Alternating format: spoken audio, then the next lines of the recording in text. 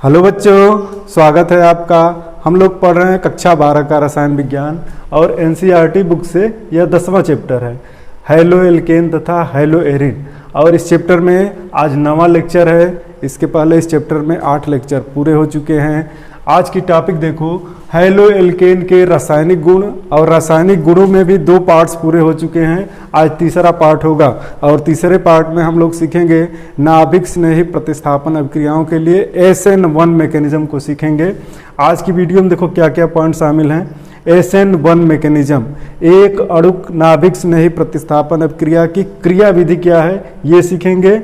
और इसके बाद SN2 व SN1 अभिक्रियाओं की क्रिया विधि में अंतर, इन दोनों रिएक्शंस के टाइप में क्या अंतर है यह सीखेंगे। और तीसरा पॉइंट है नाभिक स्नेही अभिक्रियाओं के त्रिविम रासायनिक पहलू।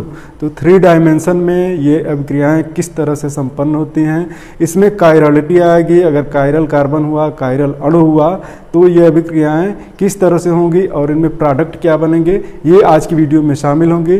वीडियो बहुत महत्वपूर्ण है, आप अंत तक देखें, ज़्यादा मज़ा आएगा, ज़्यादा समझ में आएगा, इसके बाद कोई कन्फ्यूजन भी नहीं रह जाएगा। तो देखो, नाभिक स्नेही प्रतिस्थापन अभिक्रियाओं की क्रिया विधि में हम आज शुरू कर रहे हैं SN1 मैकेनिज्म, एक अणुक नाभिक स्नेही प्रतिस्थापन अभिक्रिया की मैकेनिज्म। SN1 अभिक्रिया की क्रिया विधि, यहाँ सबसे पहले मैं आपको समझा दूं SN1 का मतलब क्या है। जिस तरह से पिछली वीडियो में हमने SN2 का मतलब बताया, आप यहाँ SN1 का मतलब समझो। SN1 में देखो आप, यहाँ 1 जो है एक अणुक या एक आणविक भी कह सकते हैं इसको, और अंग्रेजी में लिखें तो यूनिमॉलिक्यूलर। और N से क्या होगा, न्यूक्लियोफिलिक या फिर नाभिक स्नेही, इसको हिंदी में बोलेंगे नाभिक स्नेही। और S से क्या होगा, सब्स्टिट्यूशन अर्थात प्रतिस्थापन शब्द से तो आप पहले से परिचित हो। जितनी भी प्रतिस्थापन अभिक्रियाएं होती हैं उसमें एक रासायनिक पदार्थ दूसरे रासायनिक पदार्थ को हटाकर उसका स्थान लेता है, तो इस तरह की अभिक्रियाएं प्रतिस्थापन होती हैं। तो यहाँ देखो, एक अणुक नाभिक स्नेही प्रतिस्थापन अभिक्रियाएं, एक अणुक नाभिक स्नेही प्रतिस्थापन अभिक्रियाएं, या फिर यूनिमॉलिक्यूलर न्यूक्लियोफिलिक सब्स्टिट्यूशन रिएक्शन। तो SN1 रिएक्शन किस तरह से होती है और फिर मैकेनिज्म क्या है, पहले हम SN1 रिएक्शन का एक उदाहरण बता दे रहे हैं, इसके बाद इसके मैकेनिज्म को बताएंगे और इसके बाद इसके लक्षण को हम लिख देंगे। आप देखो, तो यहाँ हमको सबसे पहले लेना होगा एक हैलो एल्केन, और हैलो एल्केन के रूप में हम यहाँ लेंगे tertiary butyl bromide, CH3 3 times है CBr, टर्शियरी ब्यूटिल ब्रोमाइड है। यह लिख भी दे रहा हूँ, टर्शियरी ब्यूटिल ब्रोमाइड। और अगर आपको समझा दूं कि इस कार्बन के साथ समूहों के जुड़ने की व्यवस्था क्या है, तो आप जुड़ने की व्यवस्था समझो। एक कार्बन के साथ 3 मेथिल समूह जुड़े हैं, 3 मेथिल समूह यहाँ दिख रहे हैं, और इसके बाद इससे ब्रोमीन जुड़ा है। इस तरह कार्बन की 4 वैलेंसी हो रही है, 4 वैलेंसी पूरी हैं। हर एक 3 वैलेंसी किससे पूरी हैं, CH3 मेथिल समूहों द्वारा, अर्थात यह कार्बन 3 अन्य कार्बनों से जुड़ा है, और ऐसे कार्बन को हम 3 डिग्री कार्बन कहते हैं। 3 डिग्री कार्बन है यह, और इसीलिए यह तृतीयक ब्यूटिल ब्रोमाइड है, तृतीयक अणु है। तो इसी को हम यहाँ दर्शाएंगे, इसकी रिएक्शन मैकेनिज्म इसके नीचे हम दिखाएंगे आपको किस तरह से अभिक्रिया का उत्पाद बनता है। अगर इसकी NaOH या फिर KOH के साथ अभिक्रिया कराते हैं, अभिक्रिया माध्यम के रूप में हमको यूज करना होगा पोलर प्रोटिक सॉल्वेंट। यहाँ लिख दे रहा हूँ, यह अभिक्रिया संपन्न होती है ध्रुवीय प्रोटिक विलायकों में, प्रोटिक विलायक। और ध्रुवीय प्रोटिक विलायक क्या है यह भी बताऊंगा आपको। पहले यहाँ हम अभिक्रिया का उत्पाद क्या बनता है ये बता दूं। देखो आप, SN2 मैकेनिज्म में भी हमने दिखाया था, तो SN2 मैकेनिज्म में और SN1 मैकेनिज्म में दोनों तरह से ही अभिक्रिया संपन्न होगी, तो उत्पाद में कोई भी अंतर यहाँ नहीं आएगा। COH। देखो टर्शियरी ब्यूटिल एल्कोहल इसको कहेंगे, यह है टर्शियरी ब्यूटिल एल्कोहल। और यहाँ पे ग्रुपों की व्यवस्था जैसे अभी अभी हमने दर्शाया है वही व्यवस्था होगी, उसमें कोई चेंजिंग नहीं होगी। देखो यहाँ टर्शियरी ब्यूटिल एल्कोहल बना है, ध्रुवीय प्रोटिक विलायक हमने लिया है। इसका क्या मतलब है पहले बता दूं। ध्रुवीय प्रोटिक विलायक या इसको कहते हैं पोलर प्रोटिक सॉल्वेंट। यह अभिक्रिया माध्यम के रूप में यूज किया जाता है। इसी में पोलर प्रोटिक सॉल्वेंट में टर्शियरी ब्यूटिल ब्रोमाइड को घोला गया है। हैलो एल्केन को इसमें घोला जाएगा। और यह सॉल्वेंट कैसे हैं, पोलर भी होंगे प्रोटिक भी होंगे। जैसे देखो H2O एथिल एल्कोहल चाहे मेथिल एल्कोहल, एसिटिक एसिड, ये सब पोलर प्रोटिक सॉल्वेंट हैं। क्यों हैं?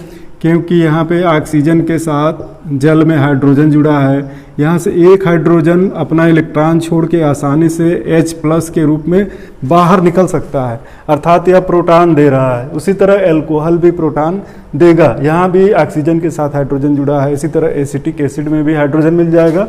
तो यह प्रोटॉन देने वाला सॉल्वेंट है। ध्रुवीय नेचर है इसका, क्योंकि यहाँ इलेक्ट्रोनिगेटिविटी में डिफरेंस है। यहाँ ऑक्सीजन की इलेक्ट्रोनिगेटिविटी हाइड्रोजन से ज़्यादा है, तो ये शेयरिंग वाले इलेक्ट्रॉन्स को अपनी तरफ खींच ले रहा है, जिससे इसको प्रोटॉन के रूप में बाहर निकलने में सहायता मिल रही है। इसीलिए ऐसे विलायकों को पोलर प्रोटिक सॉल्वेंट या ध्रुवीय प्रोटिक विलायक कहते हैं। तो इस तरह के विलायक माध्यम में यह अभिक्रिया संपन्न होती है। बाकी यहाँ क्या बच रहा है आप देखो, प्लस NBr। तो यह अभिक्रिया हो गई। अगर यह अभिक्रिया SN2 मैकेनिज्म से भी चलती तो प्रोडक्ट यहाँ यही बनता। तब तक प्रोडक्ट में अंतर नहीं होगा जब तक कायरल कार्बन का उपयोग हम नहीं करेंगे। और कायरल कार्बन क्या है इसकी चर्चा भी हम इसी वीडियो में करेंगे। पहले हम यहाँ इस अभिक्रिया की मैकेनिज्म दिखा दें, क्रिया विधि कैसे है। क्रिया विधि सबसे पहले आप जानो, यह अभिक्रिया 2 स्टेप्स में होती है, 2 पदों में संपन्न होती है। पिछली वीडियो में जब हमने SN2 मैकेनिज्म पे बात किया था तो SN2 अभिक्रियाएं एक ही पद में हो जाया करती हैं, लेकिन यह अभिक्रिया 2 पदों में संपन्न होती है, संपन्न होती है। और यहाँ पद देखो आप, यह हो गया हमारा टर्शियरी ब्यूटिल क्लोराइड चाहे टर्शियरी ब्यूटिल ब्रोमाइड। ब्रोमाइड लिया है तो ब्रोमाइड ही दिखाएंगे, Br।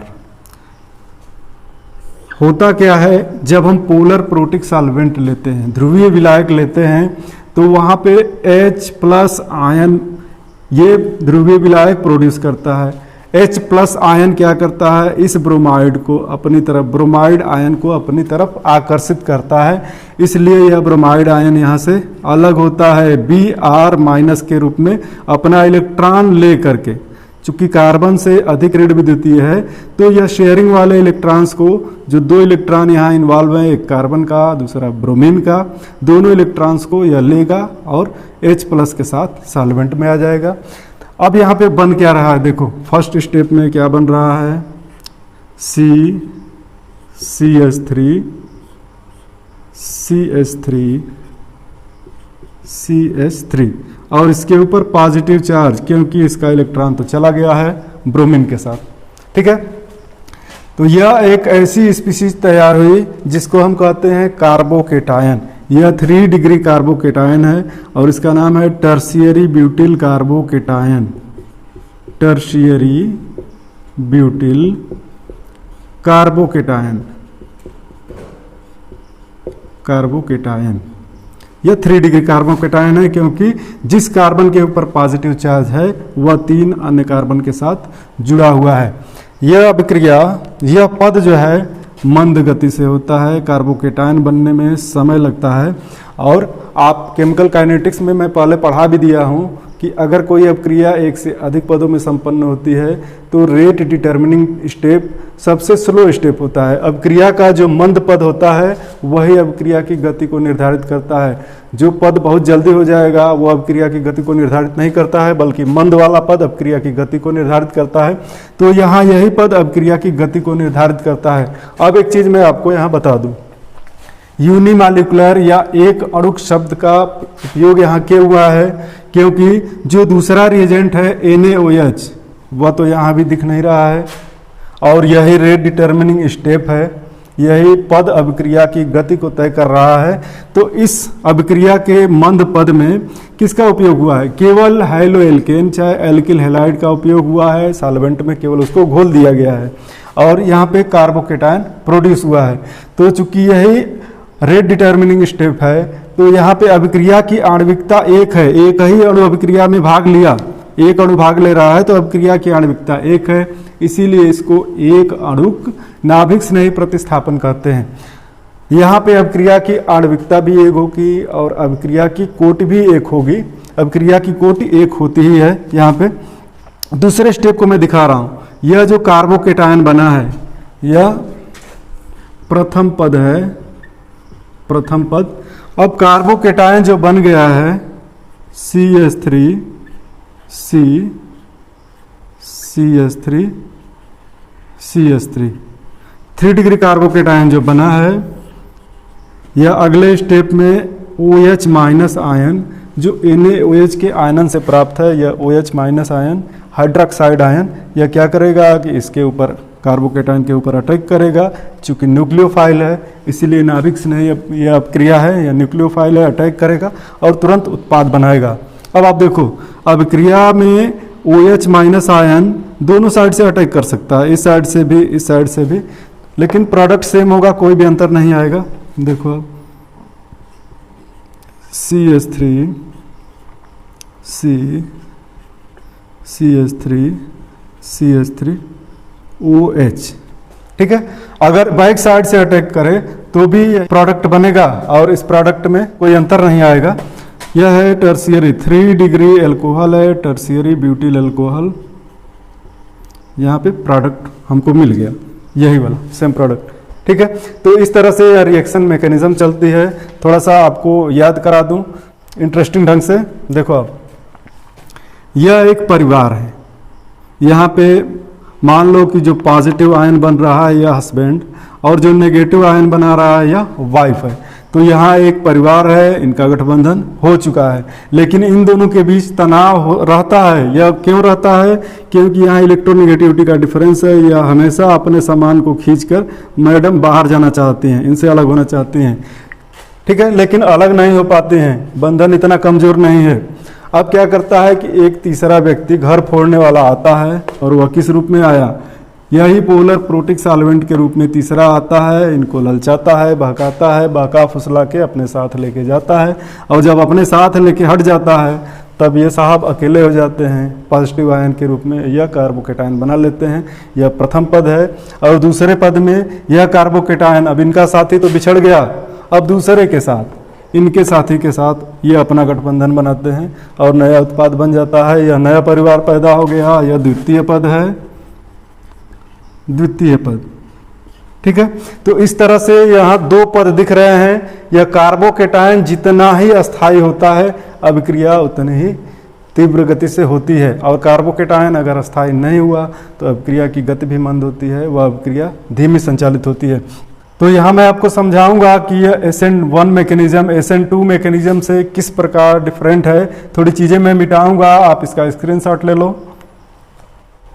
यहाँ पे आप लोगों को मैं SN2 मैकेनिज्म एक दिखाना चाह रहा हूँ, ऊपर अभी दिखाऊंगा, और यहीं पे मैं आप लोगों को डिफरेंस करा रहा हूँ। पॉइंट्स हम लोग बाद में नोट करेंगे, डिफरेंस यहाँ करा दे रहा हूँ, ज़्यादा समझ में आएगा। आप देखो, अगर SN2 मैकेनिज्म से अभिक्रिया होती है, SN2 मैकेनिज्म को याद करो, पिछले वीडियो में हम लोगों ने कैसे किया था।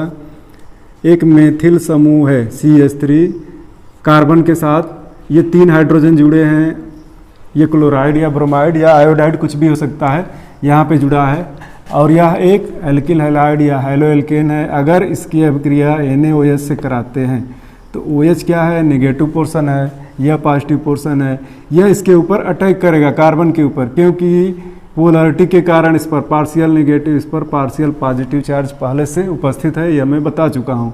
तो यह अटैक करेगा, सामने से नहीं कर पाएगा क्योंकि नेगेटिव पोर्शन है, तो यह बैक साइड से अटैक करता है। और देखो अब किस तरह से यहाँ पे एक माध्यमिक का निर्माण होता है, संक्रमण अवस्था बनती है, माध्यमिक नहीं बनता है।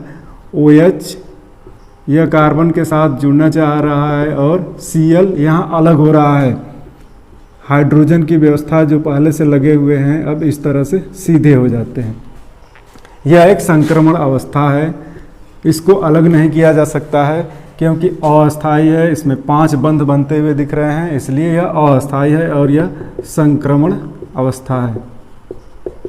और जल्दी ही यह संक्रमण अवस्था अस्थायी रूप में बदल जाती है, यह अणु टूट जाता है। देखो OH बना C और अब की बार ये हाइड्रोजन इस तरफ हो गए, दूसरी तरफ को हो गए, तो यहाँ विन्यास का प्रतिपन हो जाता है, प्रतिलोमन हो जाता है, विन्यास का इन्वर्जन होता है। ये चीज़ मैं आपको पहले वीडियो में 8वें लेक्चर में क्लियर कर चुका हूँ। अब आप देखो यहाँ जो सॉल्वेंट यूज होता है वह पोलर प्रोटिक नहीं होता है बल्कि पोलर अप्रोटिक होता है, ध्रुवीय अप्रोटिक विलायक का यहाँ यूज होता है। ऐसा विलायक जो प्रोटॉन नहीं देता हो, और उदाहरण के रूप में एसीटोन बताया था आपको, इस तरह का विलायक यहाँ यूज होता है। अब दोनों में अंतर देखो आप, यह SN2 अभिक्रिया की मैकेनिज्म जो हम 8वें लेक्चर में आपको बताए। देखो यहाँ क्या क्या डिफरेंस बन रहा है। SN2 अभिक्रिया एक ही पद में हो जा रही है, यह एक संक्रमण अवस्था बन रही है जो अस्थायी है, इसको किसी यौगिक के रूप में अलग नहीं किया जा सकता, इसलिए यह एक ही स्टेप में अभिक्रिया हो रही है। जबकि SN1 मैकेनिज्म जो है 2 स्टेप्स में हो रही है। नीचे SN1 मैकेनिज्म है, SN1 मैकेनिज्म 2 स्टेप में हो रही है। दूसरा अंतर देखो आप, यहाँ ध्रुवीय अप्रोटिक विलायक का यूज किया गया है, ऐसे विलायक जो ध्रुवीय तो हों लेकिन प्रोटॉन नहीं दें। और यहाँ पे SN1 में क्या यूज हुआ है, ध्रुवीय प्रोटिक विलायक का यूज हुआ है, यहाँ ध्रुवीय विलायक हो और प्रोटॉन भी दे सके। ये 2 अंतर आपको दिख रहे हैं। तीसरा अंतर देखो आप, तीसरे अंतर में आपको यहाँ दिख रहा है कि अभिक्रिया की आणविकता SN2 मैकेनिज्म में 1-2 है। देखो SN2 मैकेनिज्म में दोनों ही अणु भाग ले रहे हैं, तो यहाँ आणविकता 2 है और अभिक्रिया की कोट भी यहाँ 2 होती है। लेकिन जब हम SN1 मैकेनिज्म की बात करेंगे तो यहाँ पहले मंद पद में एक ही अणु भाग ले रहा है, तो अभिक्रिया की आणविकता यहाँ 1 होती है और अभिक्रिया की कोट भी 1 होती है। बहुत इंपॉर्टेंट पॉइंट्स हैं ये। अगला डिफरेंस आप समझो, यहाँ जो न्यूक्लियोफाइल लिया जाता है वह न्यूक्लियोफाइल स्ट्रांग होता है, मजबूत होता है, ऐसा होता है कि वह इसको रिप्लेस कर सके, हटा सके। लेकिन यहाँ जो न्यूक्लियोफाइल लिया जाता है यहाँ यह स्ट्रांग नहीं भी हो तो काम चल जाता है, स्ट्रांग हो तब भी कोई बात नहीं। यहाँ NaOH दिखाया, यहाँ H2O के साथ भी अभिक्रिया संपन्न हो सकती है। H2O से जो हाइड्रोक्साइड आयन प्राप्त होगा उसके साथ भी अभिक्रिया संपन्न हो जाएगी। तो यहाँ पे OH- आयन अर्थात जो न्यूक्लियोफाइल है वह वीक होगा, दुर्बल होगा, तब भी SN1 मैकेनिज्म आसानी से संपन्न होगी। अब अगला अंतर बता दे रहा हूँ आपको। देखो एक त्रिविम बाधकता वाला पहलू है, त्रिविम बाधकता, इसके साथ आप देखो त्रिविम बाधकता अगर ज़्यादा होगी तो यह अभिक्रिया मंद गति से होगी, तीव्र नहीं होगी। यहाँ 3 हाइड्रोजन लगे हैं, अगर इनकी जगह हम 3 समूह जोड़ दें, जैसे तीनों एल्किल समूह जोड़ दें, एक जगह मेथिल जोड़ दें, एक जगह एथिल जोड़ दें, एक जगह प्रोपिल समूह जोड़ दें, तो यहाँ त्रिविम बाधा उत्पन्न होगी, काफ़ी बड़े अणु हो जाएंगे और बैक साइड से अटैक में बाधा आएगी, तो यहाँ अभिक्रिया की गति मंद होगी। लेकिन अगर SN1 मैकेनिज्म की बात करें तो यहाँ पे कार्बोकेटायन का अस्थायित्व तय करेगा कि अभिक्रिया कितनी फास्ट हो रही है। तो यहाँ 3 डिग्री एल्किल हैलाइड जो हैं लिए जाते हैं तो अभिक्रिया तीव्र गति से होती है। ये सारे पॉइंट्स और भी ज़्यादा क्लियर होंगे जब हम SN1 और SN2 का डिफरेंस कराएंगे। तो इसका आप पहले स्क्रीनशॉट लो, फिर हम आगे बढ़ते हैं।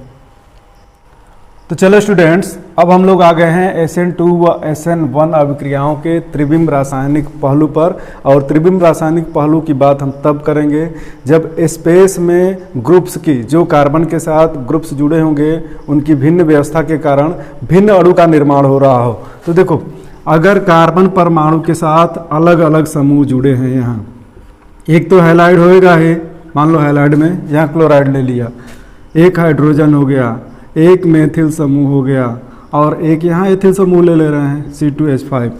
यहाँ कार्बन के चारों ही परमाणु भिन्न हैं, और कार्बन अगर ऐसा हो जिसमें उसके साथ लगे हुए चारों परमाणु भिन्न हैं, तो ऐसे कार्बन को कायरल कार्बन कहते हैं। इसके ऊपर स्टार लगाते हैं।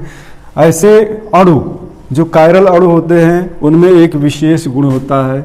वह गुण क्या है कि वे मिरर इमेज होते हैं। देखो, प्रतिबिंब रूप होते हैं। दो अणु एक दूसरे के प्रतिबिंब रूप तो होंगे, लेकिन एक दूसरे पर सुपर इम्पॉसिबल नहीं होते हैं। ये चीज़ भी बता दे रहा हूँ आपको। C2H5 यह एक दूसरे के प्रतिबिंब रूप हैं, लेकिन एक दूसरे पर अध्यारोपित नहीं होंगे। उसी तरह जैसे हमारे हाथ एक दूसरे के, दाहिना हाथ बायां हाथ एक दूसरे के प्रतिबिंब तो बनाएंगे, लेकिन एक दूसरे के ऊपर रखे नहीं जा सकते, एक दूसरे को ढक नहीं सकते। जैसे दाएं पैर और बाएं पैर का स्लीपर है, एक स्लीपर के ऊपर दूसरा स्लीपर रखेंगे तो उसको ठीक से ढक नहीं पाएगा। तो ऐसे अणुओं को हम कहते हैं कायरल अणु, और इसमें कायरल कार्बन प्रेजेंट होता है, जिसके ऊपर हम स्टार दिखाते हैं। तो जब हम त्रिविम रासायनिक पहलू की बात करेंगे तो उसमें कायरल अणु होगा। तो एल्किल हैलाइड हम लेंगे, कायरल एल्किल हैलाइड। यह हम यही चीज आपको दिखा रहे हैं।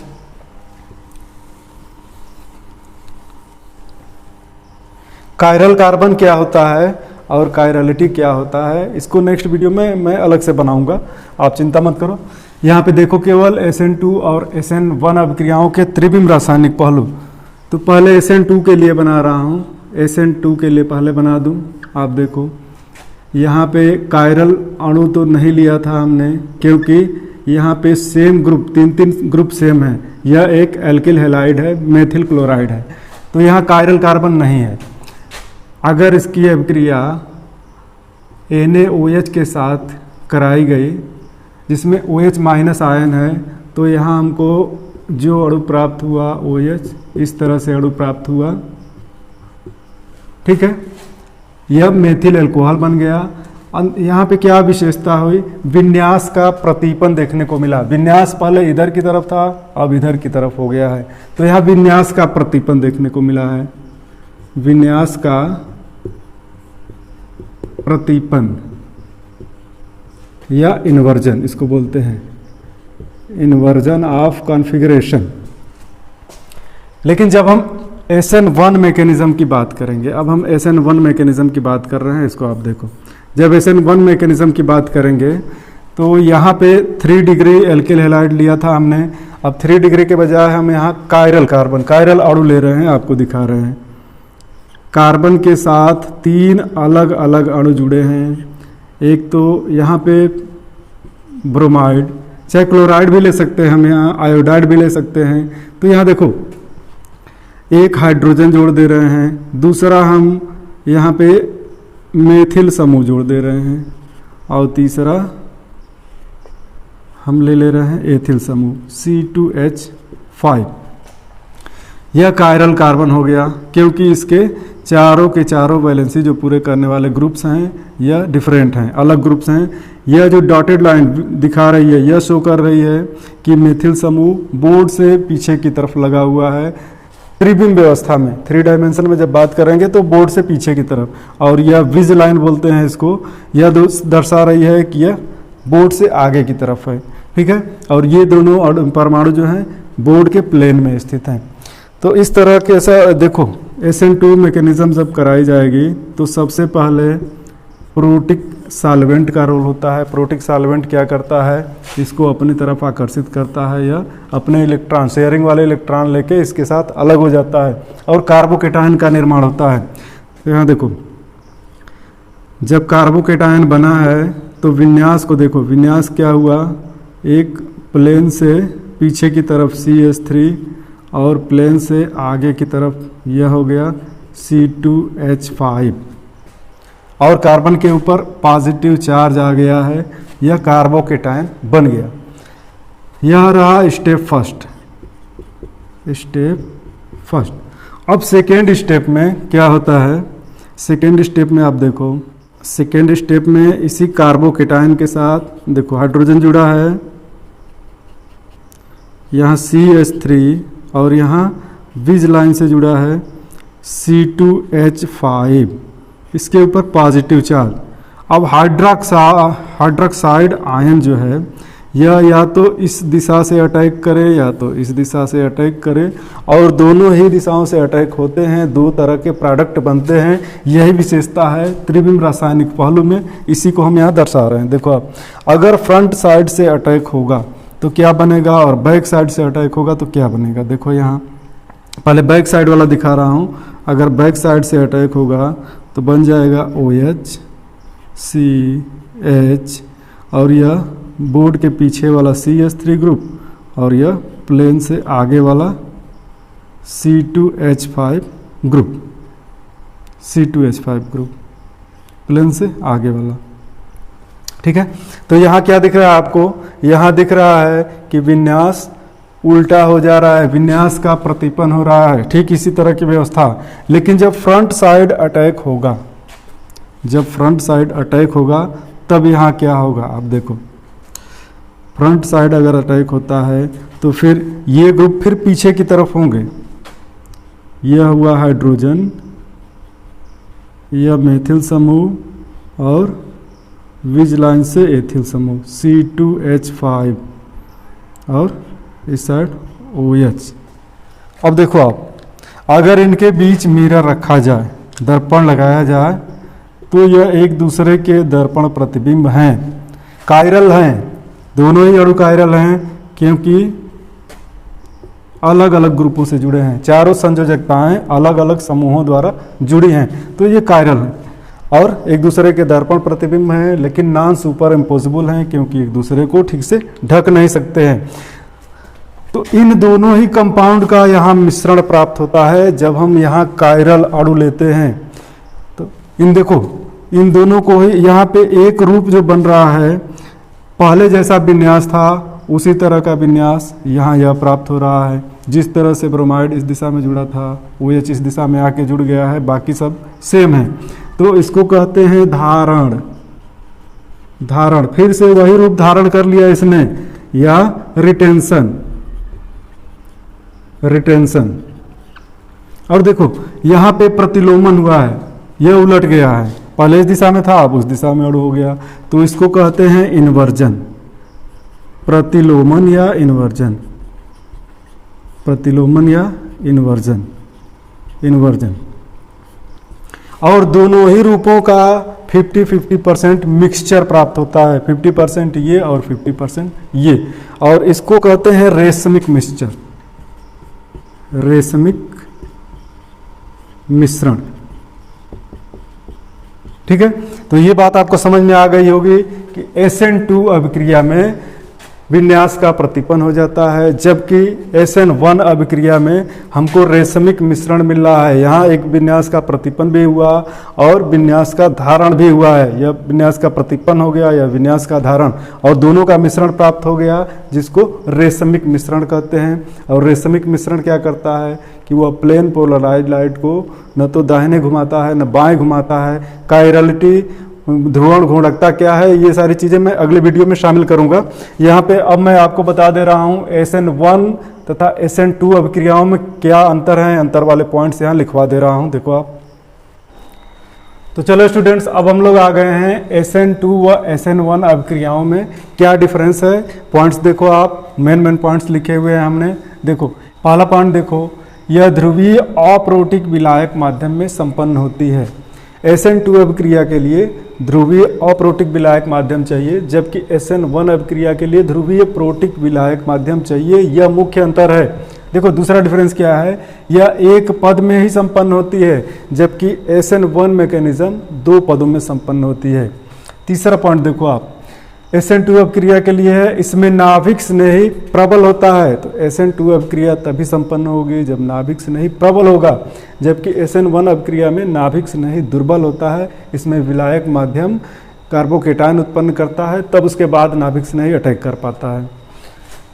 SN2 अभिक्रिया के लिए चौथा पॉइंट देखो, इसमें अभिक्रिया की आणविकता व कोटि 2 होती है और SN1 के लिए अभिक्रिया की आणविकता व कोटि 1 होती है। यहाँ आणविकता व कोटि 1 है और SN2 के लिए आणविकता व कोटि 2 है।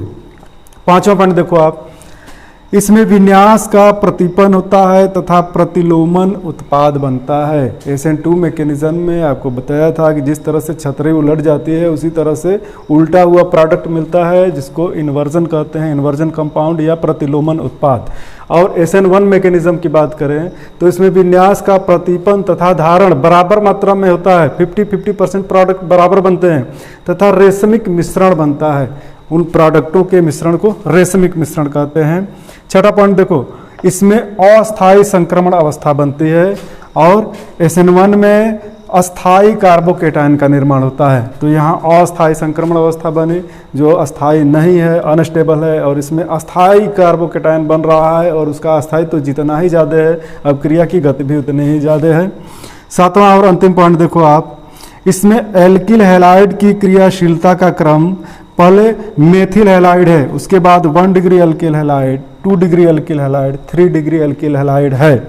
लेकिन SN1 अभिक्रिया के मैकेनिज्म की बात करें तो इसमें एल्किल हैलाइड की क्रियाशीलता का क्रम 3 डिग्री एल्किल हैलाइड सबसे अधिक क्रियाशील है, उसके बाद 2 डिग्री एल्किल हैलाइड, फिर 1 डिग्री एल्किल हैलाइड और सबसे कम क्रियाशील मेथिल हैलाइड है।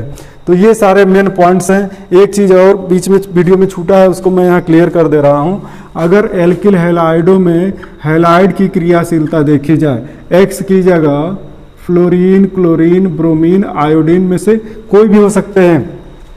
तो अगर मान लो कि एल्किल समूह एक ही लिया जाए और ये हैलाइड बदल दिया जाए तो इसकी किसकी क्रियाशीलता ज़्यादा होगी ये देखना है। तो जब यहाँ फ्लोराइड जुड़ा होगा तो यह बॉन्ड लेंथ छोटा होगा, बॉन्ड बहुत मजबूत होगा और ऐसे केस में अभिक्रिया कम तेज़ी से होगी, इसकी अभिक्रियाशीलता कम होगी क्योंकि इसको ब्रेक करना कठिन होगा।